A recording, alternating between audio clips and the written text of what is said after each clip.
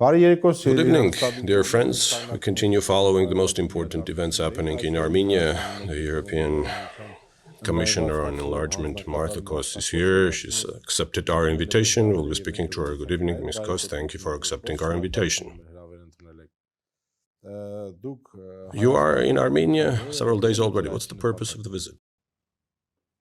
There is always many good reasons to come back to Armenia. I've been here 6 months back, and first I want to see how your country is developing, and I'm always amazed how it is.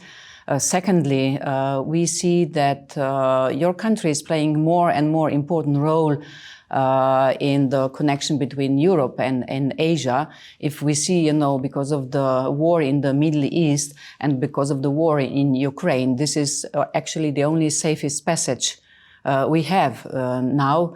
And so we are working on the connectivity. How could we connect on different areas like trade, transport, energy?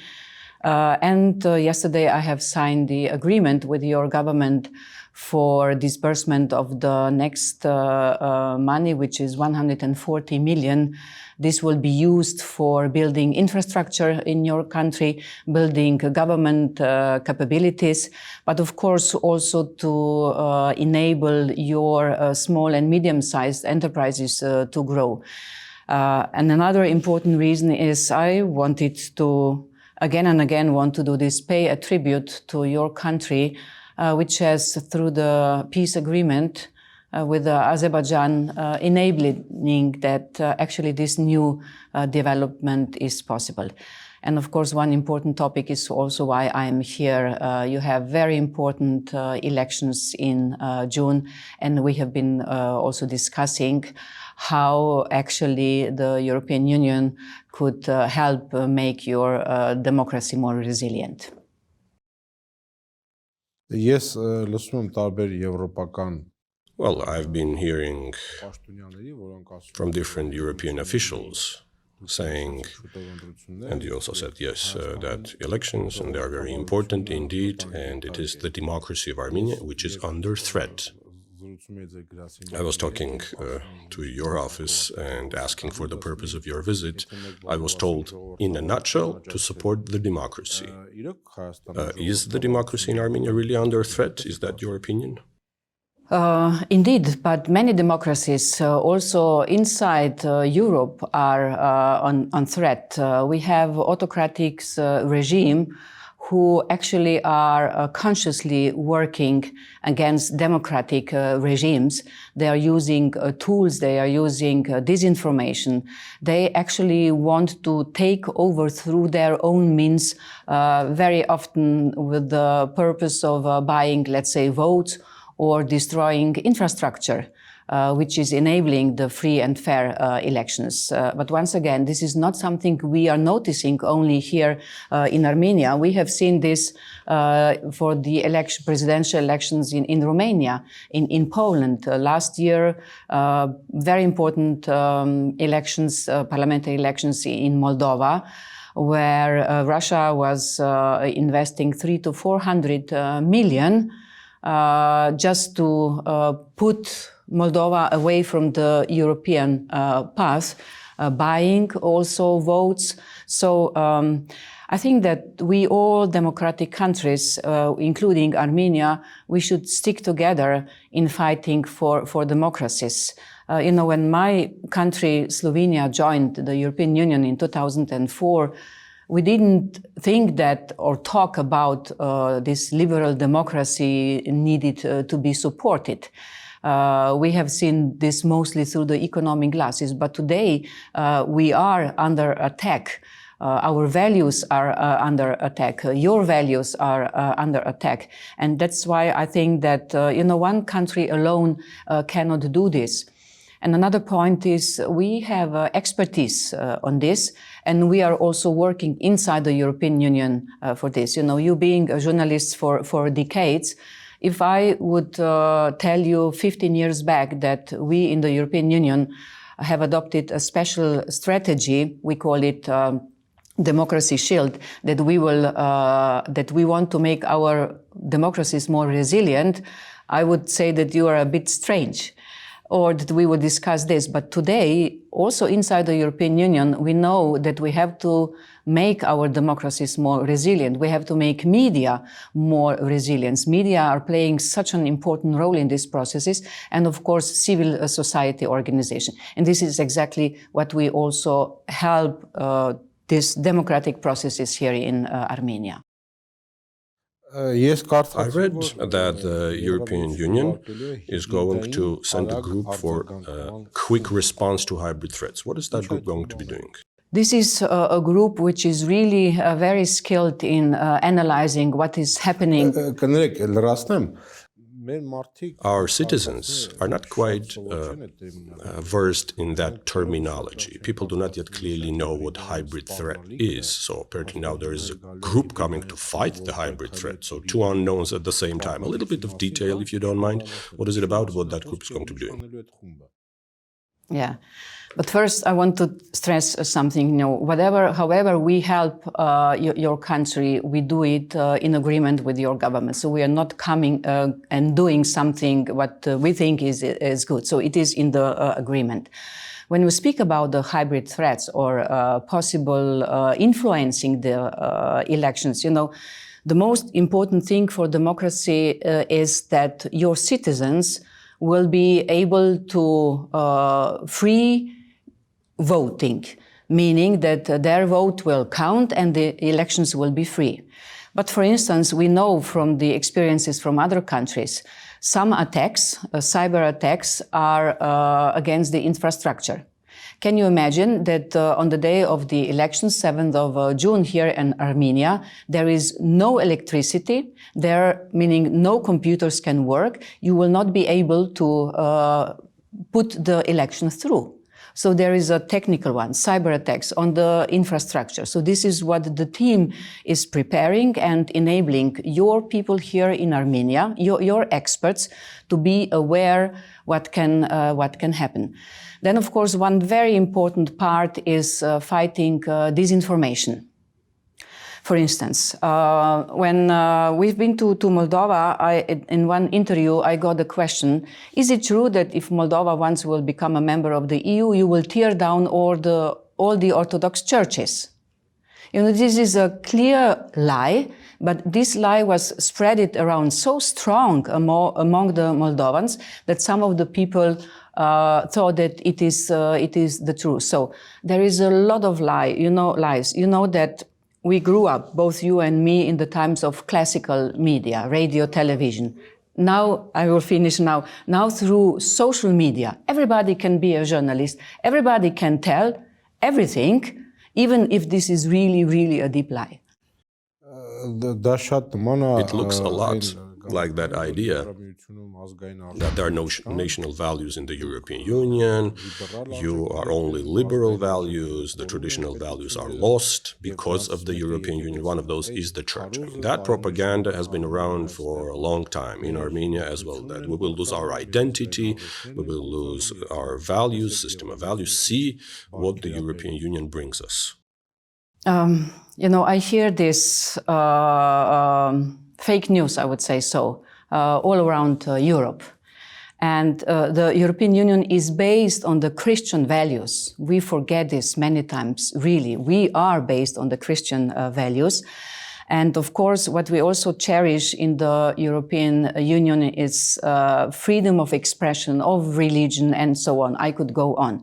But speaking about the identity, and this is affecting me also personally, I'm coming from a country, Slovenia, which is smaller than Armenia, and it has less people.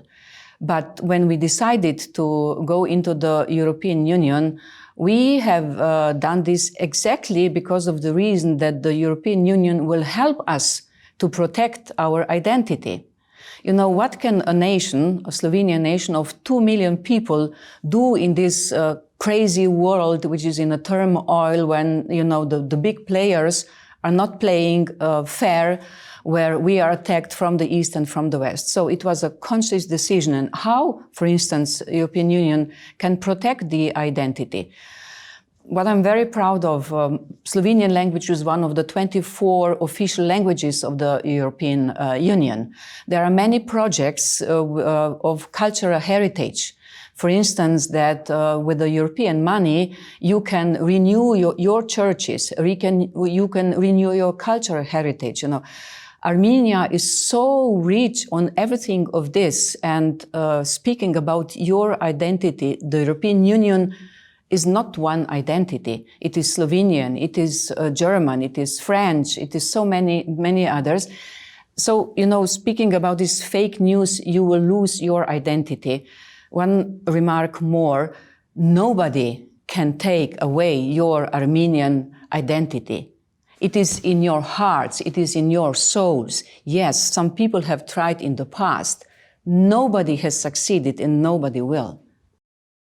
Տիկին Կոս, հիմա մեդալի հակառակ կողմի մասին։ Ms. Kos, the other side of the coin, as they say, there are political powers in Armenia saying that the assistance you are just naming has nothing to do with the real support. The whole purpose of the European Union is to counterweight the Russian influence, weaken the Russian influence in Armenia. They give us the Moldovan example. You prohibited parties, at least through your sponsorship. You didn't let the Democratic Party pass. You refuted people. You closed political parties. And by doing so, you provided for reproduction of the authorities. They are saying here in Armenia that your assistance is an intervention in the inner political life of Armenia for the ruling party, against Russia. You know, who is Russia today? We are seeing a kind of conflict between two very different systems. What, for instance, just on the case of Ukraine, the conflict with Russia didn't start with a war. It started before, when Ukraine decided to go the European way. And your parliament last year has adopted the decision about European path of your people here, meaning who is now doing what? Your people have decided to go the European way. Your parliament has decided through the parliament of people, and you are doing this, and we are supporting this. You know, there have been many cases from history which I could name to prove what is the purpose of European idea helping other countries being democracies. First, European Union is the idea of peace. There has never been a war on the territory of the European Union after the Second World War. It has been the war in Europe. It started, you know, in my country, 1901, 4 hours after we declared our independence, the tanks of the Yugoslav army rolled out. And then it was war in Croatia, and then it was war in Bosnia. Today it is in Ukraine. So Europe is a peace project. Europe is a prosperity project. If we see back, you know, for instance, Ukraine in 1990 was more developed. The GDP per capita in Ukraine has been higher than in Poland. Poland is a member of the EU since 2004. Today, the GDP in Poland is 3 times higher, and we know how low is it in the Ukraine. So there are benefits of the European integration or the European idea. Meaning, when people are saying that we are coming because of our own interest, you know, our own interest or our interest of all together is, I could see whenever I come to Armenia, and I really like this, we are connected through values. Values and traditions mean a lot to you. You've been mentioning before. Christian traditions mean a lot to us. So I think that saying that we are doing this because we want to work against Russia, this is a clear lie. And what is also important thing, you know, you cannot choose as a country your geography, as my Slovenia cannot. Meaning that every country is defining its own interest on the field of foreign policy, with whom you want to work together, with whom you have to work together, because perhaps they are your neighbors, or you have strong economic ties, as your country is having with Russia. So you are the only one, your country, defining with whom you want to work. It is not black and white. It is not Europe against, it is against Russia. If there is something where I could speak what is against, it is a democracy against autocracy. Տիկինկոս, Because all those same people are quite sure, with all the credibility, saying that no one's waiting us there in Europe. No one's expecting us there, kind of. This is just lies. These are all talks. Impossible Europe would ever accept us. Well, giving certain examples from history, different countries, etc. So if that's the case, then why are we following a futile purpose, futile goal? Okay, you are going to be helping us, they are saying, to reduce the Russian influence in Armenia, and you will stop there. You will not accept us later. I see that you have collected many fake news and asking me now questions about this, but this is good that I can have the possibility to debunk those information. It is the opposite. You know, it is not only France, which is really full of admiration of your nation. I see now a moving moment inside the members of the European Union when they're actually push for better relations with your country. It is not just the bilateral relation, you know, the whole idea of the connectivity between Europe and Central Asia I was speaking before, it's not possible without Armenia. And this connectivity is not possible without peace in this area. I don't know if you are aware how appreciative we are in Europe because of your country being able to come to peace with Azerbaijan. This is influencing not just your country and Azerbaijan, it is influencing this region and it is influencing actually the whole world. Speaking about that, we don't want you in the European Union. This is really not the truth. You know, in May, you will have the biggest possible meeting of the top European leaders. European political community will gather here.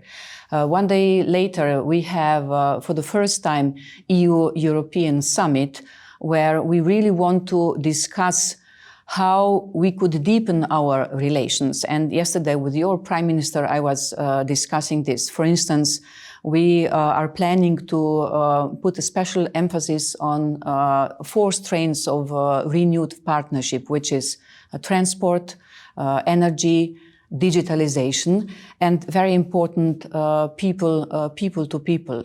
I'm going back to your first question, why I came. I always want to talk also to the people. You know, I don't meet just the politicians. Today I will go to Gyumri to see, you know, your cultural capital. And on the way, we will stop. I want to talk to the people. I want to listen to them. You know, it is the best way that I can also speak highly about Armenia inside the European Union. So once again, we want to be really, really strong, connected with your country, and Armenia, for us, it is the most important partner we have in the East. Just a short example. The opposition is saying, at our times, we were arresting opposition leaders or doing not very democratic steps. The European Union would have immediately responded strictly, viciously. The European Union, I mean the Parliament, other European establishments. Now they're saying there are many political prisoners in Armenia, and the European Union, the European agencies are silent. This is political assistance, support to the government. You as a journalist know exactly that we politicians do not do the politics publicly, always. So there are meetings where we can address many topics, but we don't talk about them publicly. Next point is also, you know, in every democracy, there are ups and downs. And we have developed a system in Europe where we are really following, to which extent, for instance, our member states are following the rule of law. Not every member state is following the rule of law as it should be, and then we can react. So we are also discussing with your government how to make your democracy functioning for the better of all the people of Armenia. This is actually the main purpose of every government. Sometimes we politicians talk too complicated to the people to be understood. But, for me, the biggest task of every government is to do what's the best for the people, which is easy said, but not that easy done.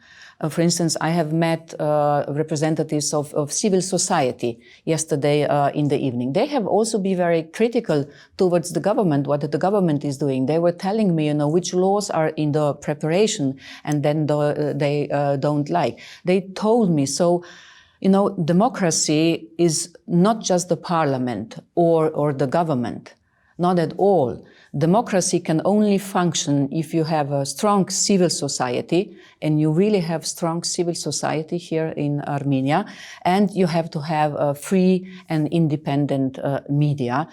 And this is also, what we are, when I was talking before, free and resilient media, NGOs, non-governmental organizations, and of course, strong democratic institutions. And we are, of course, observing what is happening with the democratic institutions in Armenia. And I can tell you, it's so much done.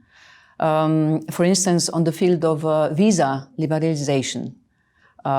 Your country... I have another question before we move to visas, if you don't mind. You, in your statements, said peace several times. Peace is important indeed. And without peace, there will be no economic investments or euro integration. Nothing may happen without peace. And you have had great contribution in ensuring better relations between Armenia and Azerbaijan. So all those other parties, political parties, saying it's lies. There is no peace in Armenia. It's all a deception. We keep compromising everything, surrendering everything, and there will be war after elections and bigger surrenders on the part of Armenia. So we're saying now, peace is a bluff, etc. So it's like PR. There will be no real peace ever. And this process that is going on at this moment with all those efforts invested is just for the elections, together with your support, like an installment for the government. You know why? Because there has to be a guarantor, a safeguard of peace, and neither the US nor the European Union or Russia are not standing as such. Please. My observation is completely different. I can feel peace here in Armenia, and I can also feel peace, or felt peace when I was in Azerbaijan. And I also felt peace when I was talking to my interlocutors from Turkey. So if your people, your opposition, do not believe that peace is possible, then they are working against the most deep, important interest of your country, and this is living in peace. So I don't get it, really. Peace is so precious. I will tell you the story. It is personal story, but my mother was born in 1932. And so she was a child during the Nazi occupation in my country. And after the war, whenever we had some problems in the family, she was saying, as long as there is no war, everything will be okay. And we had enough, every time I said, Mama, stop talking about the war. There will be no war anymore. Until it happened. And she was alive, and she just said, don't say a word, I told you this. So if anybody is consciously misusing the idea of peace together, their benefits in this campaign for the elections, This is appalling. You shouldn't do this. You contributed. Your people contributed. You know, it's not just the government. I believe in peace between Armenia and Azerbaijan. And I think there are many, many people, not just in the government, who believe this. Once again, if you see around what is happening now, you know, Armenia helped us, European Union, to get our citizens outside when the war started in Iran. Do you think that this would be possible if we would think that there is no peace in Armenia? It wouldn't be possible. So, you know, when I speak about peace, you see, I get very emotional because I know I'm that old that I have seen what the war has brought bad to Europe. And what we do today is everything to that war will never happen again. We have it in Ukraine. That's also why we are helping Ukraine, because we know how important peace is. Իմիջիայլոց ձեզ հասկանալի է Հայաստանի You know the policy of Armenia regarding Iran. We have great relations with the West, with the US, and Iran for us is a friendly, brotherly nation, and clear it is, I'm sure, that we will never allow us being used against Iran. Does Europe understand that? As I have said before, we cannot choose our own geography.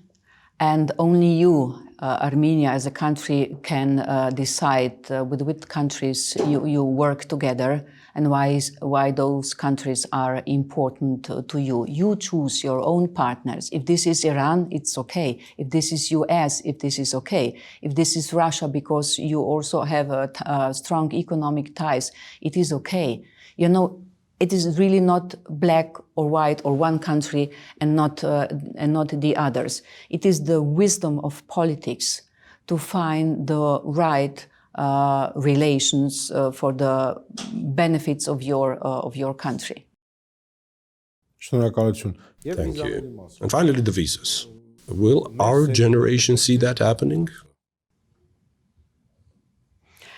I don't know how old you are. I think that we are a similar age. So I think that as long as we are alive, we will both see that people of Armenia will have a free entrance to European Union. So first, my answer is yes. The longer answer is this is so positive element in the EU-Armenian relation. Armenia is, for the time being, the only country we are working together on the project of visa liberalization. It is not easy project, you know. We can only allow people from another country coming without visa to Europe if we are sure that the people who are coming will not threaten our democracy or our systems or our country. So there are many reforms, and when exactly this will happen is in the hands of your government on the deliverables in different reforms. So it is management of the borders. It is legislation against the organized crime. It is legislation which will enable exchange of data. So it is a lot to do for this freedom to come to Europe. There are so many Armenians living in Europe, and I can imagine that your people, but perhaps a question, if I may asking you, is this important for you, people of Armenia, visa-free regime? Quite. Well, specifically given the very complicated processes in the embassies. You see, and we are aware of this. So we are expecting Armenians in Europe. You know, you will be able to visit your friends, your relatives. You will be able to come as a tourist. So we are supporting your government in implementing these reforms. And one part of the financial support of the resilience and growth package goes exactly for the reforms on the field of visa liberalization. Thank you, Ms. Kos, for the interview. You're welcome, and all the best to the people of Armenia. And thank you for giving me this opportunity to explain why Armenia really matters to Europe. Thank you. Dear viewers, we were speaking to EU Enlargement Commissioner Martha Kos. See you later.